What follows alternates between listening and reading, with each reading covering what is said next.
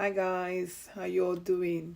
Welcome to my channel. If you're new, please hit on the subscribe button, like my video, share my video, and leave a comment. Help me grow my channel. So how's everyone keeping? Hope you're all keeping well and keeping safe. Now it's story time. Story time, story time. Toon toon, toon toon. So today I'm reaching out to all my young ladies who are married. Even some of you people don't believe you're still young because you've been trying for a child. Time has gone. Some of you have been in a marriage for 10 years, 15 years. You've not had children. Some of you just got married 2-3 years into the marriage. You're already anxious because you've not been able to produce a child for your husband. And some of you are already being stressed up by your mother-in-law, or families are coming, they're trying to wanting to break the relationship. All I can say to you is that just hang in there, and I pray that you have a good mother-in-law who's understanding, that will be praying with you and interceding on your behalf, because there's nothing like having a good mother-in-law when you're going through stress with your husband. You really need a good mother-in-law. So I pray that all of you, even at one point in time that your mother-in-law has been stressing you, I pray that she will calm down and let God take control, and then very soon I pray that you'll be pregnant.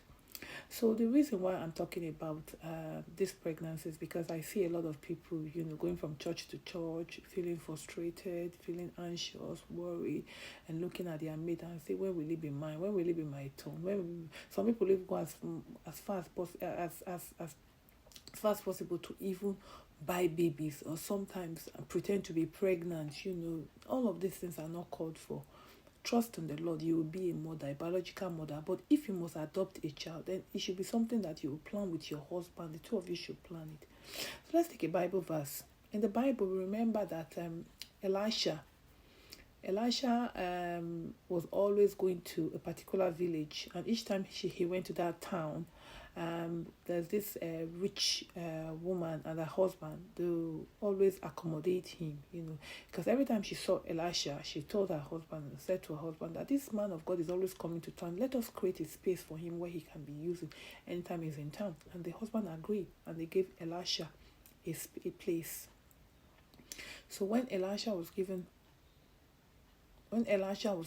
the sorry about that when Elisha was there's two wisdom, or however you call it, in this story I'm going to tell you. I'm going to relate it to you. So when Elisha was given a place, Elisha now felt the need to repay them. And then Elisha called the lady and said, what do you want me to do for you? And the ladies replied that there's nothing much you can do for us. My husband is rich. We have everything we want. We are old in age, although we don't have children. But at this age, we don't think we need any children. We're already old, advanced in age. And Elisha said to the lady that she should not worry. By this time next year, she'll be bearing a child. And the woman said, no. Like, no, I don't want you to. Elisha said, yes, by this time next year, she'll be bearing a child. See, I want you people to understand this story. Go back to your Bible and understand the significance behind this story. Because remember, this woman could have had children way before Elisha came into her life, but she didn't. Did she? No. Two things could have been possible that made her not have children. One, who knows, maybe the enemy would have struck. You'll see what happened to the woman's child as we go along. Or if she was not a good person, she would never have bear a child, because it was her goodness that led her to Elisha, who in turn prayed to God for her, and she became pregnant with a child. However, let us listen to how the story unfolded. This story is in the Bible. So that's why I said story time. So what now happened? She got pregnant, she had a child, and she was happy. She thanked Elisha, and everything continued.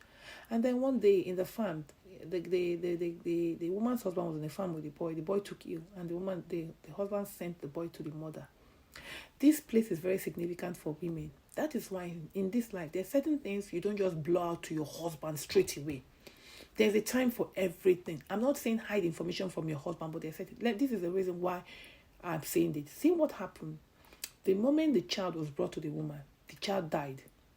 The woman did not call her husband to say their child was dead. She didn't do anything. She just told the husband she needed a donkey or a horse to go and see Elisha.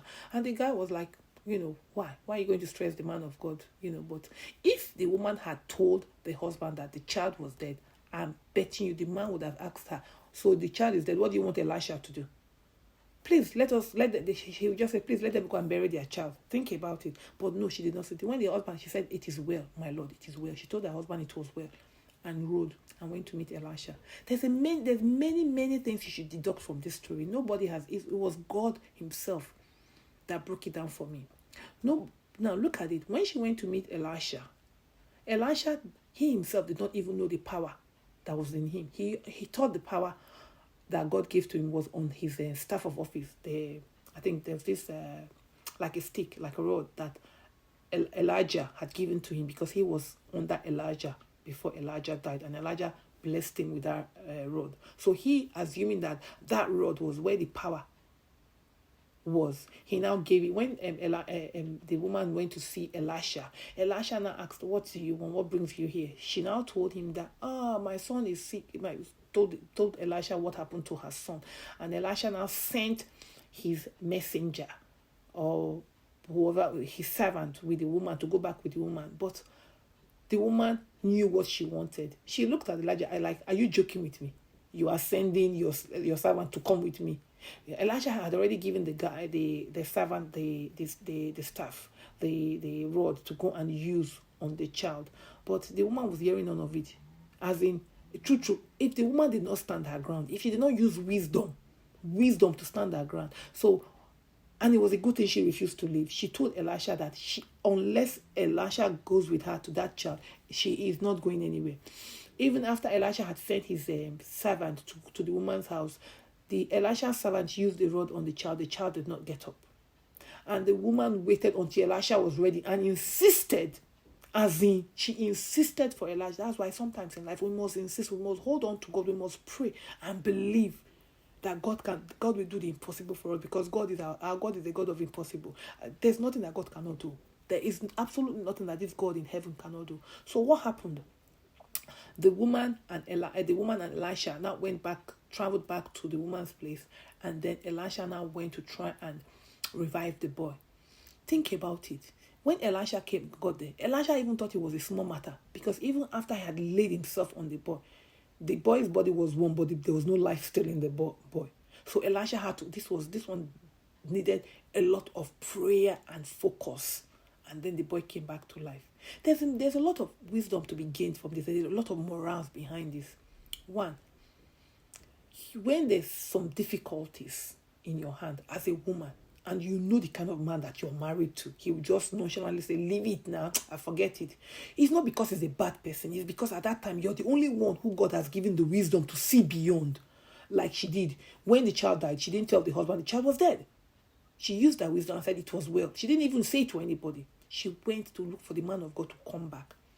Another wisdom and another morale is that the woman's maybe this child, for a long time, the enemy has been wanting to kill that child. But God made sure that she had the child when Elisha, who could bring back the child to life, was her friend. So that whenever the enemy strikes, Elisha will be there to bring the child up. Think about morals. Think about the delay. So you're being delayed right now, not having a child. God has a reason and a purpose. Keep holding on to God. Keep holding on to God. And also, there's another morale. When you ask for something, when in your heart you know that it is possible to be done, and somebody just rubs you off and say, go and do it like this. But in your heart is telling you otherwise. Your heart is telling you that there's another way that can be done, and that person has to be involved. Make sure you remain there until you get your result. I'm not saying in all cases, but I'm just saying use these are different wisdom. There's many things in that story that you can use in your everyday life. Have a blessed day, or remember, don't give up easily. Trust God. If you're waiting on the Lord for a child, it's called, women, we call it the waiting room. If you're in the waiting room for God for a child, God will definitely answer your prayers. And to all those mother-in-laws who have sons that their wives are there's a delay, be calm with your daughter-in-law and pray for your child. Pray for your son. Pray for your daughter-in-law. Pray. Just pray. And also, you who's a daughter-in-law, pray for your mother-in-law to be calm and don't fight her. Don't be rude. Don't do anything. Your mother-in-law is also your mother. Your mother-in-law is your mother. Have a blessed day all. Remember to share my video. Remember to subscribe to my channel. And remember, story time. Put on your notification buttons and like, and also leave a comment. From your comment, I'll be able to make more videos. God bless you all. Bye.